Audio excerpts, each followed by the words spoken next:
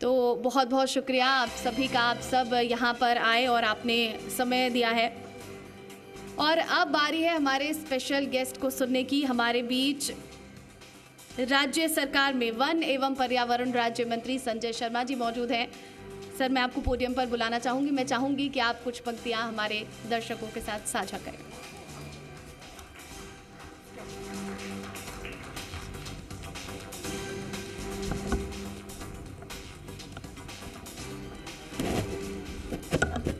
जी, राजस्थान के इस मंच पर विराजमान चैनल हेड आदरणीय मनीष शर्मा जी, आदरणीय डॉक्टर के गुप्ता जी, आदरणीय ओम प्रकाश गुप्ता जी, आदरणीय बाबू झालानी जी, आदरणीय गुरुजी बलबीर सिंह जी करुण साहब, आदरणीय गावा जी, और इस कार्यक्रम में उपस्थित अलवर शहर के हमारे सभी प्रबुद्धजन और व्यवसाय जगत से जुड़े हुए हमारे उद्योगपतिगण। सबसे पहले तो मैं आदरणीय मनीष जी को और विशेष रूप से जुगल जी को धन्यवाद इस मायने में देना चाहूँगा क्योंकि शुरुआत में आपने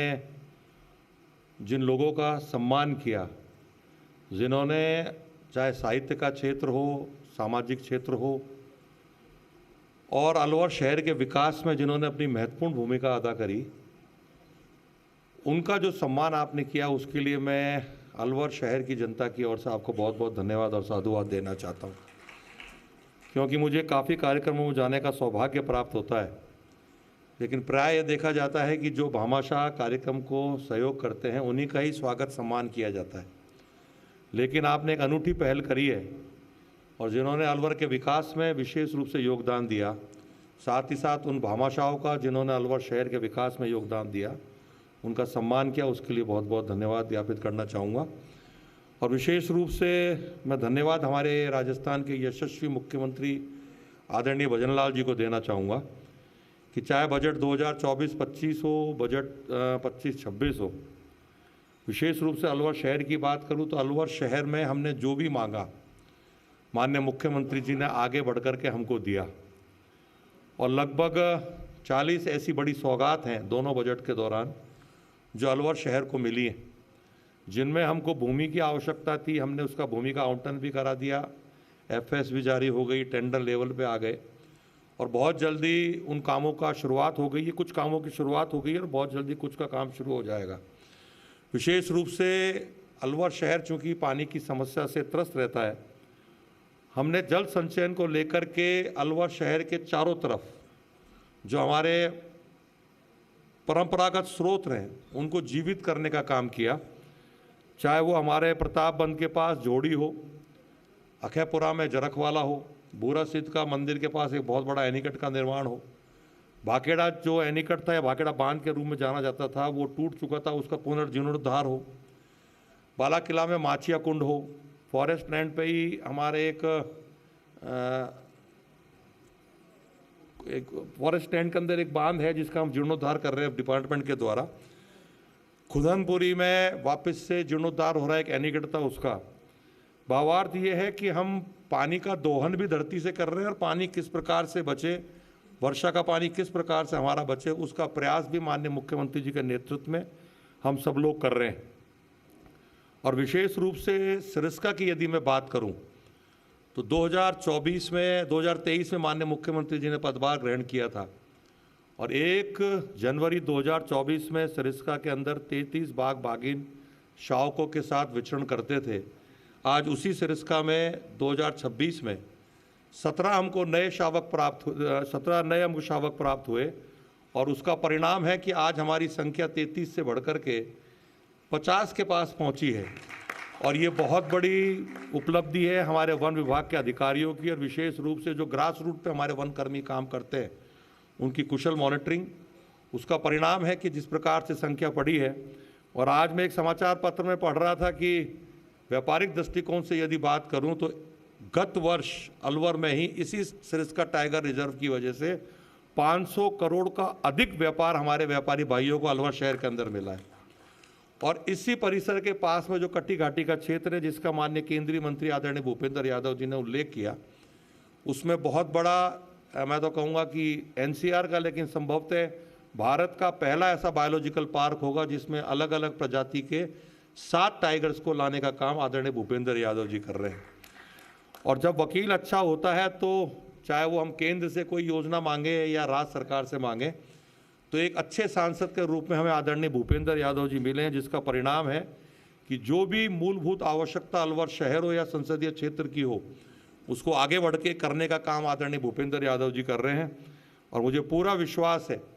कि राइजिंग राजस्थान के माध्यम से जिस प्रकार के MOU राजस्थान की सरकार ने आदरणीय भजन लाल जी के नेतृत्व में किए और बहुत बड़ी मात्रा में वो MOUs धरातल पर उतरे हैं, आने वाले समय में अलवर जिला जो पहले संयुक्त जिला था, जिसमें तेजारा भिवाड़ी भी थे, खैरतल भी था, बहरोड भी था, आज वो अलग अलग हिस्सों में जरूर बट गया है, लेकिन आने वाले समय में उद्योग के रूप में भी हम पूरे संयुक्त जिले की बात करें तो वो भी राजस्थान में अपना वर्चस्व बनाने में कामयाब होगा। यदि अलवर शहर की बात करूं तो जो हमारा सफाई का सर्वेक्षण था, स्वच्छता का सर्वेक्षण था, उसमें 354वें स्थान पे थे हम पहले, और गत वर्ष जो स्वच्छता का सर्वेक्षण हुआ उसमें 354वें स्थान से अलवर 54वें स्थान पर आया, जो बहुत बड़ी उपलब्धि हमारे नगर निगम कर्मचारियों के और अधिकारियों की है। यदि मैं वायु सर्वेक्षण स्वच्छता की बात करूं तो देश के 130 बड़े शहरों में हमको देश के अंदर तीसरा स्थान प्राप्त हुआ वायु सर्वेक्षण के नाम पे। तो भावार्थ ये है कि अलवर शहर में गत 2 वर्षों के अंदर जहां हमने स्वास्थ्य सेवाएं किस प्रकार से अच्छी हों, किस प्रकार से सुरक्षा का भाव हमारे नागरिकों में आए, किस प्रकार से अच्छी सड़कों का निर्माण हो, किस प्रकार के पानी का संरक्षण हो, किस प्रकार से पर्यावरण का संरक्षण हो और किस प्रकार से वन्य जीवों का संरक्षण हो, उसका काम करने का यदि कोई काम कर रहा है तो आदरणीय भजन लाल जी के नेतृत्व में हमारी सरकार कर रही है। आने वाले समय में जी राजस्थान, क्योंकि एक बात कह के अपनी बात कहना चाहूँगा, क्योंकि जी राजस्थान को मैं इस मायने में बधाई देना चाहूँगा क्योंकि मैं रणथंभौर गया था औचक निरीक्षण के लिए और उसकी जानकारी किसी को भी नहीं थी, मेरे अधिकारियों को भी नहीं थी। लेकिन जैसे ही मैं रणथंभौर से बाहर निकला तो सबसे पहले जो ब्रेकिंग न्यूज़ चली वो जी राजस्थान पे चली और पहला फ़ोन आपका आया था और बोला कि आज तो आपने बहुत बड़ा काम कर दिया। तो एक निष्पक्ष और निर्भीक पत्रकारिता यदि हमको देखनी है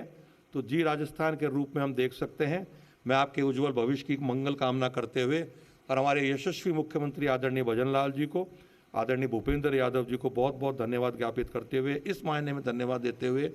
कि अलवर शहर को आगे बढ़ाने में जहाँ एक और मुख्यमंत्री जी हम जो मांग रहे हैं वो मिल रहा है और अच्छा मार्गनिर्देशन हमको आदरणीय भूपेंद्र यादव जी का मिल रहा है। आपने मुझे यहाँ बुलाया और सम्मान किया और विशेष रूप से अलवर शहर से जुड़े हुए हमारे भामाशाहों का और अलवर शहर के विकास में जिन महापुरुषों का या हमारी माताओं बहनों का योगदान रहा, उनका जो आपने सम्मान किया उसके लिए पुण्य धन्यवाद देते अपनी वाणी को विराम दूंगा। बहुत बहुत धन्यवाद। जय भारत, जय हिंद।